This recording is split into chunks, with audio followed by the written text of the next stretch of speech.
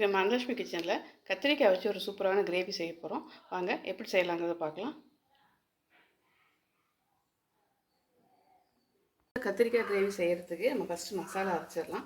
நான் மிக்சியில் ஒரு 3 பல் பூண்டு, ஒரு சின்ன வெங்காயம், அது பெரிய சைஸ் வெங்காயம் இருந்ததுன்னா பாதியாக போட்டுக்கோங்க. சின்ன வெங்காயம் இருந்தால் ஒரு 4-5 போடுங்க. கொஞ்சமாக கருவேப்பிலை, கொஞ்சமாக புளி, அடுத்து சீரகம், அடுத்து மஞ்சத்தூள், இந்த டிஷ்ஷுக்கு தேவையான மிளகாத்தூள். இது காரம் உங்கள் ஆப்ஷன். நான் ஒரு 6-7 கத்திரிக்காய் வச்சுருக்கேன். இது கொஞ்சம் காரசாரமாக இருந்தால் அப்படி சாதத்துக்கு பிசைஞ்சு சாப்பிட்லாம்.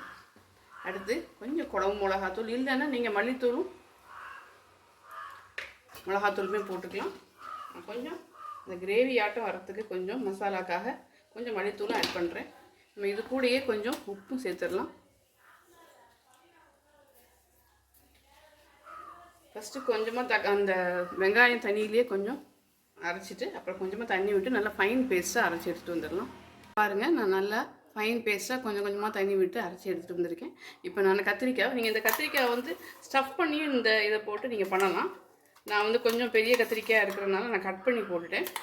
இப்போ நம்ம நல்லா கையில் இதை போட்டு மேரினேட் பண்ணிடலாம். தண்ணியெலாம் அளவாக விட்டு பாருங்கள், நான் மேரினேட் பண்ணிவிட்டேன். ஒரு 1/2 hour ஆயிடுச்சு. நான் திரும்ப சொல்கிற மாதிரி நீங்கள் இதை சின்ன கத்திரிக்காய் வாங்கினா ஸ்டஃப் பண்ணிக்கலாம். இப்போ நான் எண்ணெய் விட்டுருக்கேன், சீரகம் போடுறேன். சீரகம் பொரிஞ்சுற நேரத்தில் ஒரு பெரிய வெங்காயம்,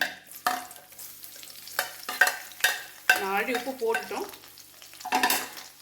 வெங்காயம் வதங்கட்டும். வெங்காயம் வதங்கிடுச்சு. நம்ம இந்த மேரினேட் பண்ணி வச்சுருக்கிற கத்திரிக்காவை போட்டுக்கலாம். பாருங்கள், நான் எல்லாத்தையும் போட்டுட்டேன். கொஞ்சம் அடியில் கொஞ்சமாக தண்ணி விட்டு போட்டாச்சு. இப்போ நம்ம ஃபஸ்ட்டு மூடி குக் பண்ணிடலாம். அதுக்கப்புறம் ஓப்பன் குக்கிங் பண்ணிக்கலாம். பாருங்கள், நான் இப்போ எடுத்துட்டேன் மூடியை. இப்போ இது மாதிரி தண்ணி கொஞ்சம் குறைஞ்சி இது மாதிரி குக் ஆக ஆரம்பிக்கும். எண்ணெய் பிரிஞ்சு வர ஆரம்பிச்சு பாருங்கள். நல்லா இன்னும் கொஞ்சம் மசாலாலாம் எல்லாத்தையும் நல்லா ஒட்டட்டும்.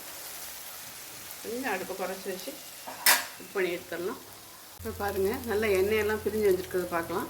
இப்போ பாருங்கள், கத்திரிக்காய் மேலே நல்லா கிரேவி ஊற்றிருக்கும். ஒரு சூப்பரான கத்திரிக்காய் கிரேவி பார்த்துருக்கோம். ட்ரை பண்ணி பாருங்கள். இன்னொரு சூப்பரான டிஷ்ஷோடு மேக் பண்ணலாம். மறக்காமல் சேனல் லைக் பண்ணுங்கள், ஷேர் பண்ணுங்கள், சப்ஸ்கிரைப் பண்ணுங்கள். தேங்க்யூ.